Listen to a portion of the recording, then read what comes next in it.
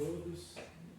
Nós vamos realizar a nossa prece de abertura e passaremos depois a nossa palestra, que é habitual do domingo, seguindo todas as recomendações então, que temos, de saúde neste momento. Então vamos elevar os nossos pensamentos, mentalizar a figura do Mestre Jesus, que é o nosso amigo de todas as horas, que nos ampara em nossas dificuldades, em nossas aflições, mas que também sempre está presente em nossos pensamentos, em nossos corações, nas nossas alegrias, nas nossas felicidades. Queremos agradecer, Senhor, a oportunidade do dia de hoje, a oportunidade desta reencarnação para o nosso aprimoramento, a oportunidade de estarmos aqui reunidos de forma fraterna, para estudarmos o Evangelho de Jesus, para estudarmos a doutrina espírita e pedir, Senhor, que todos nós possamos sair daqui hoje um pouco melhor do que chegamos, mais equilibrados, e que cada um de nós receba o que viemos aqui buscar. Muito obrigado mais uma vez, Pai, que assim seja. Muito bem, gente. Bom dia novamente. Agradeço a presença de todos aqui. E o tema que foi selecionado para hoje, ele se chama Viver e Conviver em Família. Então, para iniciar este tema, eu selecionei uma lição que é de Emmanuel, que está presente no livro Ideal Espírita, através da psicografia, então, de Chico Xavier. E o nome desta lição, eu creio que ela é muito oportuna, porque já que estamos falando de família, o título dela é Em Casa. E Emmanuel diz assim: ninguém foge à lei da reencarnação.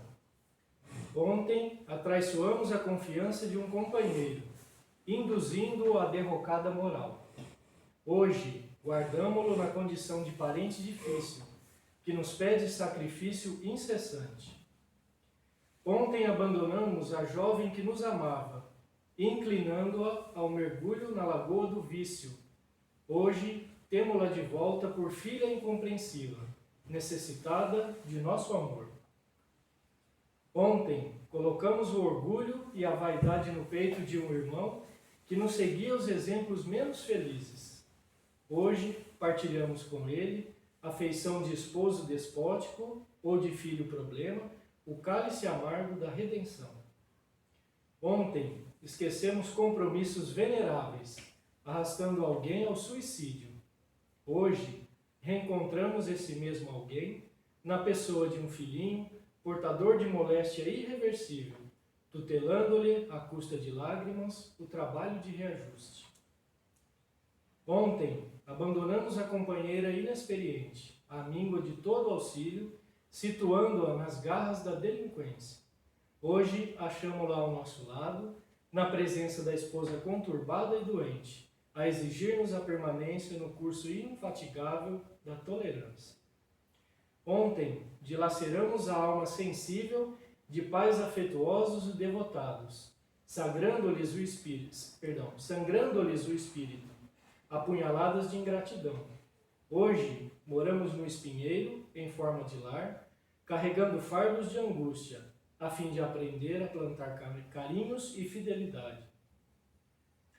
À frente de toda dificuldade e de toda prova, abençoa sempre e faz o melhor que possas. Ajuda aos que te partilham a experiência. Ora pelos que te perseguem, sorria para os que te ferem e desculpa todos aqueles que te injuriam. A humildade é a chave da nossa libertação. E sejam quais sejam os obstáculos na família, é preciso reconhecer que toda construção moral no reino de Deus, perante o mundo, começa nos alicerces invisíveis da luta em casa.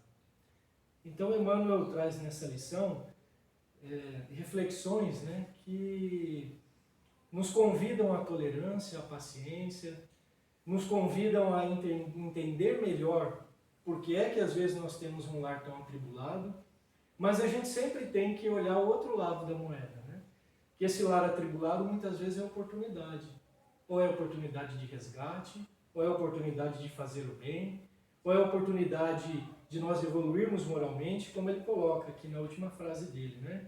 E sejam quais sejam os obstáculos na família, é preciso reconhecer que toda construção moral no reino de Deus, perante o mundo, começa nos alicerces invisíveis da luta em casa. Então eu entendo que ele nos convida também a prestar atenção no quanto nós estamos equilibrando, né, as nossas ações dentro e fora de casa, porque tudo isso é equilíbrio. E como nós somos seres humanos em evolução, às vezes a gente descuida um pouco desse equilíbrio, né? O nosso maior desafio, ele ainda é, na condição em que nos encontramos, ele ainda é o desafio a se iniciar dentro do nosso lar. Por isso que o título Em Casa aqui, eu creio que se encaixou no conviver em família, né? A minha mãe diz o seguinte, que a arte não é viver, a arte é conviver. E eu sempre fiquei pensando nisso, né? E é verdade, porque viver, se a gente tiver um abrigo, tiver comida e tiver água, e uma roupa que seja, a gente vive. Agora, conviver é esse constante atrito, né, em que nós estamos nos lapidando. Tá certo? Então, essa lição de Emmanuel é muito interessante para a nossa reflexão. Né? E como família, né, ela se constrói, né, para nós, essa família ela se inicia dentro de casa, é necessário lembrar aqui que Allan Kardec, no capítulo 14, que é honrai pai e mãe, do Evangelho segundo o Espiritismo, ele vai nos explicar que há dois tipos de família, né? Dois tipos de parentes, vamos dizer assim, ele coloca como parentela. Tem a parentela espiritual e a parentela corporal. Então, se ele nos ensina, né, nos traz essa reflexão dessa forma, eu penso que é necessário, a gente sempre tem todas as informações de que a nossa família espiritual, usualmente é aquela em qual nós estamos reencarnando. Né? Está relacionada com as migrações da alma, sem dúvida alguma, na maioria dos casos. Porém, quando ele faz essa diferenciação entre parentela espiritual e corporal, eu entendo que ele quer nos dizer que isso não é algo absoluto, totalmente engessado, vamos dizer assim, que podem haver diferenças. Tanto é que, numa das perguntas de Kardec no Livro dos Espíritos, ele pergunta se há a possibilidade de um espírito reencarnar numa família da qual ele não tem afinidade ou parentesco, vamos dizer assim, naquele momento. E a resposta dos espíritos é que sim. Mas o que tem que ficar claro, isso é o comum, isso não é o comum, não é o usual, isso é raro. E qual que é a explicação, eventualmente, do porquê isso acontece, gente? Né? Porque o espiritismo é estudo, né? O tempo inteiro. E a gente, nos traz muitas reflexões, usualmente. Os espíritos nos ensinam que muitas vezes, né, ou quando isso acontece, nessa realidade, está relacionado ou a necessidade desse espírito ele evoluir com aquela família por alguma razão, ou o contrário, às vezes ele venha mais evoluído para elevar o padrão moral da família. Então é interessante isso, né? Mas de uma forma geral, não adianta a gente querer achar que a gente é melhor dos que estão em casa não, viu? A gente tem ali um histórico com os que nós estamos juntos e esse convite de Emmanuel, essa tolerância, nessa paciência a pensar por que esse parente dentro de casa é tão difícil para mim? Ao mesmo tempo, nos é ensinado sempre que eu sou difícil para ele, mas ele é difícil para mim, mas ao contrário disso, né, numa outra vertente, certamente eu também sou uma dificuldade enorme para ele. Então, quem é quem nisso, eu acho que não nos importa ficar querendo entender. Importa é que se nós já temos o entendimento perante a luz do Espiritismo, de que ou temos algum débito, ou algum resgate, ou o contrário, se nós temos esse entendimento, nós precisamos tentar mudar a nossa atitude. Não é fácil, obviamente, mas a gente tem que pensar que se a gente recebeu mais, a gente tem que doar mais. Às vezes aquele parente, ele nem quer saber de espiritismo, vamos dizer assim, ou de qualquer outra coisa, ou às vezes nem acredita em Deus. Tá tudo bem, né? A amizade é a mesma, não tem problema. Nós que já temos o entendimento, precisamos fazer um esforço enorme para tentar entender. E tentar entender não quer dizer que nós precisemos sempre dizer amém a tudo, não é isso. Né? Jesus mesmo nos ensinou, sim, sim, não, não. Mas o entendimento, Jesus não era conivente com tudo. Se ele fosse conivente com tudo, ele não teria ido para a cruz. Né? Então é um outro exemplo para nós. Mas o entendimento, né, pelo menos meu, vou colocar um olhar meu aqui a respeito disso, é que se nós buscamos a evolução moral, por isso Emmanuel põe aqui, toda a construção moral do reino de Deus perante o mundo começa nos alicerces invisíveis da luta em casa. Claro que fazer fora muitas vezes é mais fácil. Por quê? Porque o convívio é muito menor. Porque nós nos encontramos menos com essas pessoas. Então, em casa é o nosso desafio maior, vamos dizer assim, né? E pensando nisso, né, nessa família do mundo, há uma passagem muito interessante narrada no livro Boa Nova, e é só um trecho muito curto aqui, que é de Maria de Magdala. Num dos primeiros diálogos de Maria de Magdala, né, o quão é importante essa família, né? Dentro do que a gente está aqui pensando em família neste padrão que nós conhecemos, isso é o correto, porque senão não seria assim. Mas Maria de Magdala, conversando com Jesus, ele diz o seguinte para ela: já pensaste no que seria do mundo sem as mães exterminadas no silêncio e no sacrifício? Vocês vão entender onde é que eu quero chegar com isso. Não são elas as cultivadoras do jardim da vida, onde os homens travam a batalha? Olha Jesus, mais uma vez, ressaltando a importância da mulher. Né? Ressaltando a importância da mulher dentro da família. E Maria de Magdala, ouvindo então essas advertências de Jesus, ela começa a chorar. E a sentir no seu íntimo, né, nos é narrado dessa forma, o deserto da mulher sem filhos. Então, onde é que está a família neste aspecto? É aí que eu queria chegar. E por fim ela comenta com Jesus: desgraçada de mim, Senhor, que não poderei ser mãe. E aí Jesus, como sempre, nos ensinando, né, eternamente, diz o seguinte: e qual das mães será maior aos olhos de Deus? A que se devotou somente aos filhos da carne, ou a que se consagrou pelo Espírito aos filhos das outras mães? E aí Maria de Magdala entende profundamente, né, essa mensagem de Jesus para ela. E começa a se sentir valorizada. Porque ela sentiu um vazio enorme. Né? E um deles, dentro desses vazios, ela tinha tudo. Era uma bela mulher, ela conseguiu riquezas, ela tinha uma certa influência, mas ela se sentia vazia. Né? E um dos vazios, dentre esses de Maria de Magdala, era não poder ter filhos. E olha o que Jesus responde para ela. Então, cada um de nós... Então, por isso a mulher que tem filhos é menos importante? Não é isso que Jesus está dizendo, de forma alguma. Jesus está apenas considerando que todos somos importantes para Ele. E cada um está no seu momento por alguma razão. Isso vai de encontro com o que é aquela lição de Emmanuel que eu li no começo, né? Em casa, que está lá no livro Ideal Espírita, né? Para quem quiser consultar depois. Então essa família que a gente fala, a gente começa a perceber, vendo esses vários exemplos, né, que há várias possibilidades para a família. Né? E qual a origem então? De onde vem a família? E o pouco que eu consegui selecionar aqui é pouco, sem modéstia alguma, gente, porque é muito vasto, né, o material dentro da doutrina espírita. São algumas questões aqui que eu trouxe para nós, para a gente entender de onde vem. Todos nós temos o entendimento que vem dessa parentela espiritual, como disse Kardec. Né? Mas é perguntado, então, né, sobre a família, lá na questão 175 do livro O Consolador, que é um livro de perguntas e respostas, é pela psicografia de Chico Xavier e é Emmanuel quem responde. É perguntado o seguinte: o Instituto da Família é organizado no plano espiritual antes de projetar-se na Terra? E a resposta de Emmanuel é: o colégio familiar tem suas origens sagradas na esfera espiritual. Em seus laços reúnem-se todos aqueles que se comprometeram, no além, a desenvolver na Terra uma tarefa construtiva da fraternidade real e definitiva. Então, por mais que tenhamos problemas dentro de casa, não é talvez aumentando esse problema ou procurando não resolvê-lo, vamos dizer assim, que a gente vai conseguir dar um passo para frente. Por esse entendimento aqui, né? Então, reúnem-se todos aqueles que se comprometeram no além, a desenvolver na Terra uma tarefa construtiva da fraternidade real e definitiva.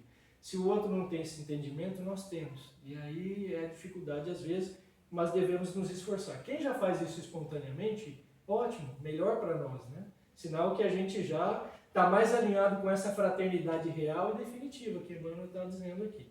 E ele continua: é nas dificuldades provadas em comum, nas dores e nas experiências recebidas na mesma estrada da evolução redentora, que se olvidam as amarguras do passado longínquo, transformando-se todos os sentimentos inferiores em expressões regeneradas e santificantes. Então, mais uma vez, o lar é a oportunidade, né? No livro Vida e Sexo, que é também do Emmanuel, né, pela psicografia do Chico, ele, ainda, né, estruturando o que é essa família, ele diz assim: arraigada nas vidas passadas de todos aqueles que a compõem, a família terrestre é formada, assim, de agentes diversos, porquanto nela se reencontram comumente afetos e desafetos, amigos e inimigos, para os ajustes e reajustes indispensáveis ante as leis do destino. O Instituto Doméstico é uma organização de origem divina, em cujo seio encontramos os instrumentos necessários ao nosso próprio aprimoramento, para a edificação do mundo melhor. Então, essa edificação do mundo melhor, ela começa onde? Ela começa dentro de casa. Me lembra isso, a edificação do mundo melhor, uma instrução do Divaldo Pereira Franco, e que é perguntado para ele a respeito das guerras, né? Qual a origem? A gente sabe que tá dentro, a origem, de uma forma geral, é porque ainda somos espíritos muito bélicos, né? Espíritos em evolução, espíritos que ainda estamos, alguns de nós, muito cristalizados ainda no egoísmo, e a origem das guerras vem daí. Mas ele diz que esse movimento, esse pensamento, né, de desenvolvimento para se criar, chegar a culminar com uma guerra, ele se inicia dentro de casa.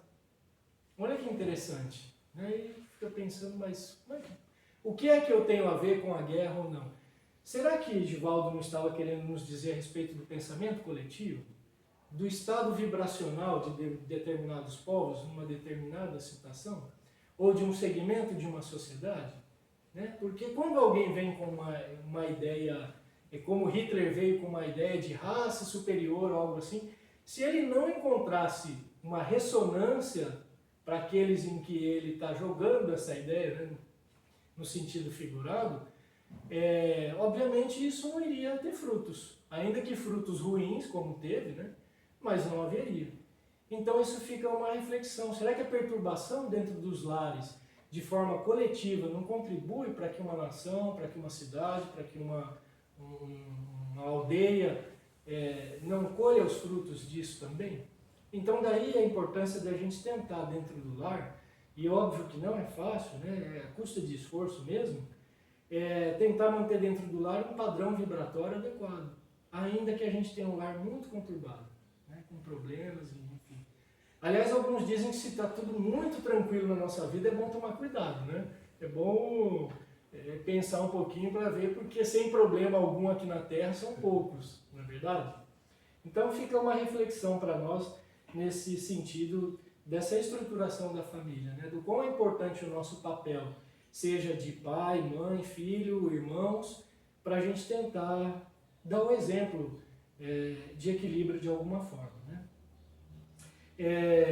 Então, muito bem, eu comentei com vocês que lá no capítulo 14, que é honrai vosso pai e vossa mãe, Allan Kardec então descreve, né, sobre a parentela corporal e espiritual.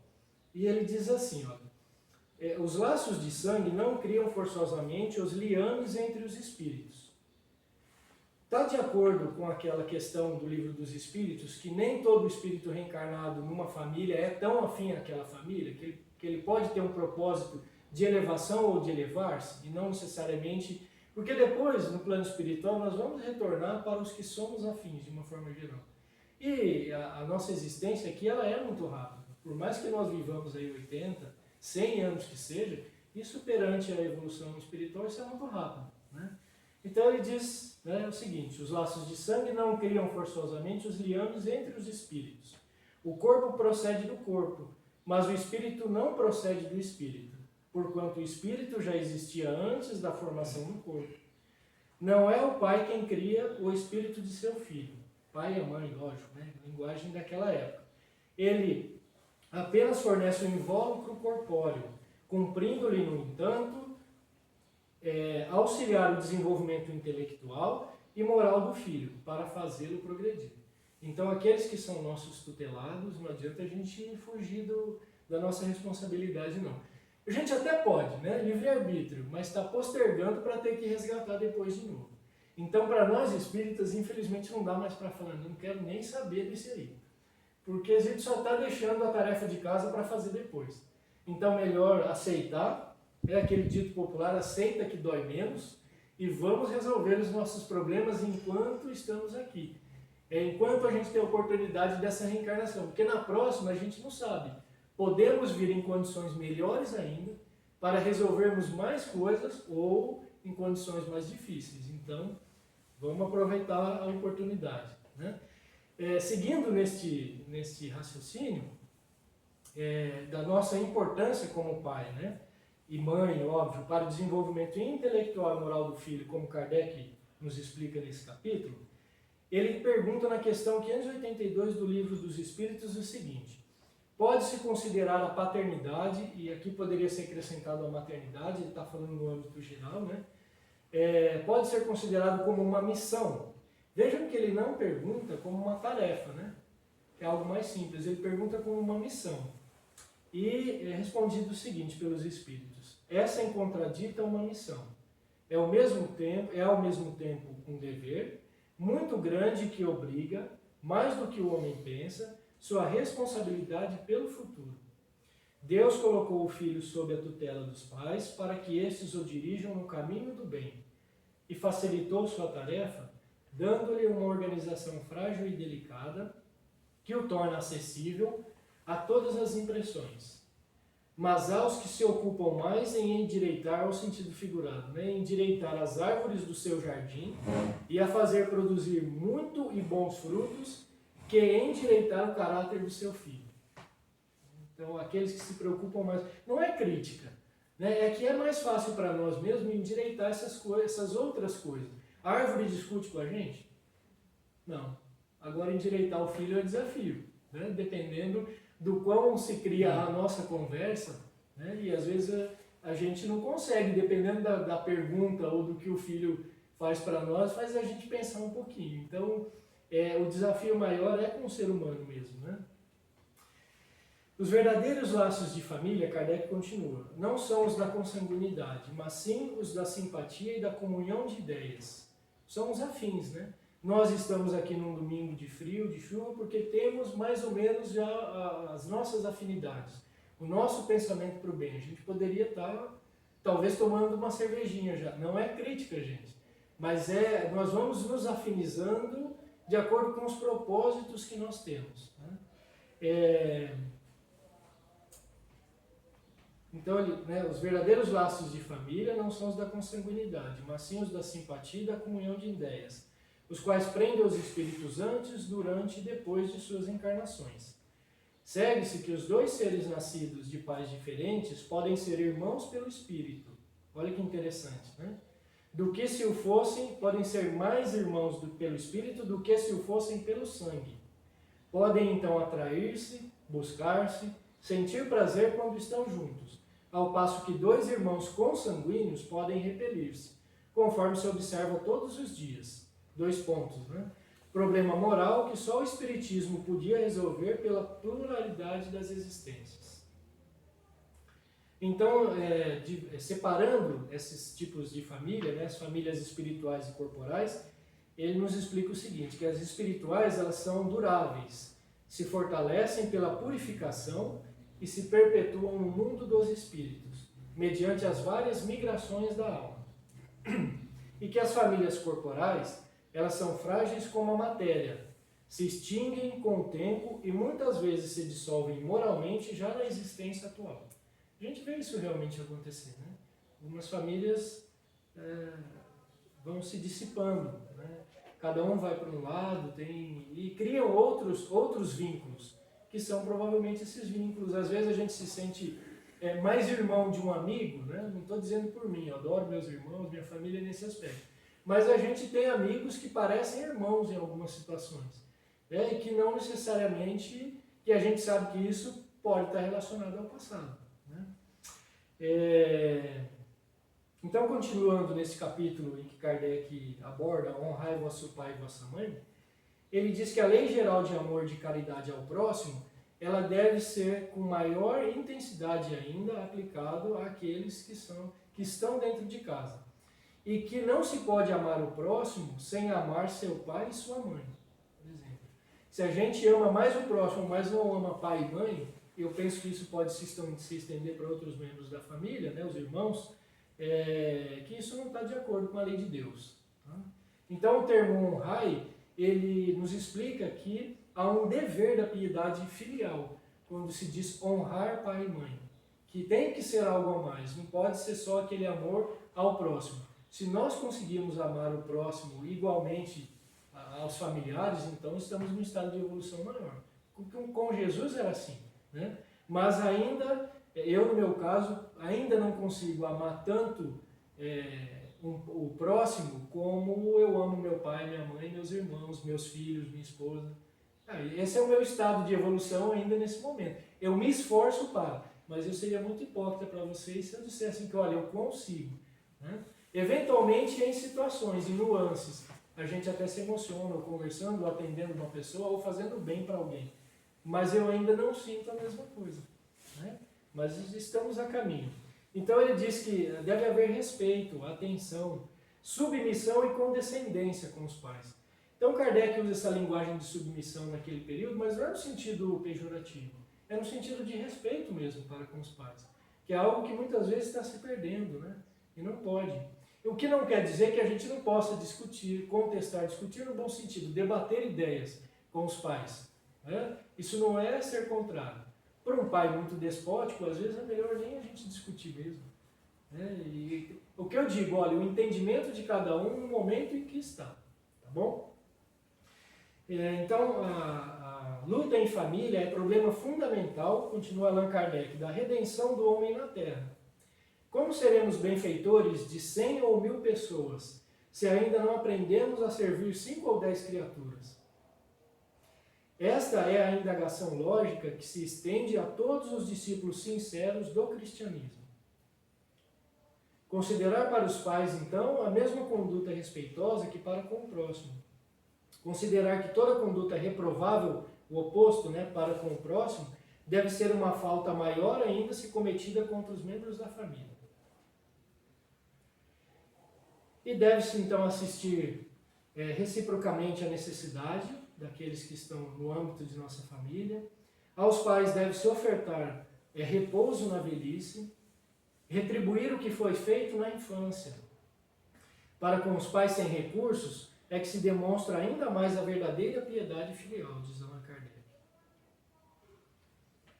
Não se deve ofertar aos pais apenas o estritamente necessário para não morrerem de fome. Então o necessário não é nada a mais, né? A gente não estamos cumprindo o mínimo, né? Não se deve reservar para os pais apenas o cômodo mais simples da casa. Olha o exemplo que Kardec usa aqui. Reservando para si o que há de melhor. Então a gente não deve colocar os pais, vamos colocar na dependência lá dos fundos, mesmo a título deles, né? Às vezes falarem, eu quero a minha independência. Mas será que eles querem mesmo? É porque já perceberam um movimento na família que é melhor eles se retirarem um pouco. São as duas situações que a gente tem que analisar. O pai está pedindo ou a mãe para se afastar, mesmo dentro, né, da casa, há um motivo para isso, às vezes é real, né? E meu pai, por exemplo, é uma pessoa muito introspecta, ele gosta muito de ficar nos pensamentos dele, as coisas dele e tal, e a gente já entende, né? Cada espírito tem o seu movimento aí, mas ele vai para o quarto dele, lê as coisas dele e tal, então é a característica de cada um, está de acordo, está tudo bem, não é algo que é do nosso desejo, mas com a solicitação do nosso pai ou da nossa mãe, ainda assim me parece que Allan Kardec nos faz refletir a respeito disso. Então a gente tem que tentar agregar, trazer, né? E não separar. Evitar de deixar para os pais todas as despesas da casa. Deve-se considerar, olha, naquela época Allan Kardec já dizendo isso, né? Deve-se considerar a idade avançada, a fraqueza que podem eventualmente apresentar. Cabe aos mais jovens e mais fortes servir aos pais e não o contrário. Os pais geralmente não nos cobram as noites mal dormidas que tiveram, a privação de seus caprichos para realizar os dos seus filhos, o cuidado na infância, os cuidados perante as doenças dos filhos e assim por diante. E aí Allan Kardec, mais para o final desse tópico, ele comenta sobre a ingratidão dos filhos. E diz assim, que a ingratidão é um dos frutos mais diretos do egoísmo. Então tudo volta para o egoísmo. Revolta sempre os corações honestos, mas a ingratidão dos filhos para com os pais apresenta caráter ainda mais odioso. E aí a gente pergunta, por que ocorre ingratidão? De onde vem essa ingratidão? Por que a gente vê filhos tão amorosos e às vezes em outras situações essa ingratidão ela é evidente? E Allan Kardec nos explica o seguinte, que quando deixa a Terra, o espírito leva consigo as paixões ou as virtudes. Pode aperfeiçoar-se ou permanecer estacionário até que deseje receber a luz. Após anos de meditações e preces, solicita aos espíritos superiores permissão para encarnar na família daquele a quem detestou. Qual será o procedimento, então, na família escolhida? Aí Allan Kardec faz essa pergunta. Porque, às vezes, a origem da ingratidão está nisso. Lá nós escolhemos as nossas provas, nós temos o pensamento de fazer o nosso resgate, mas, às vezes, a hora que a gente reencarna na matéria, pelas situações do meio, essas sensações do passado de termos sido prejudicados ou termos prejudicado alguém, isso pode aflorar novamente e comprometer aquele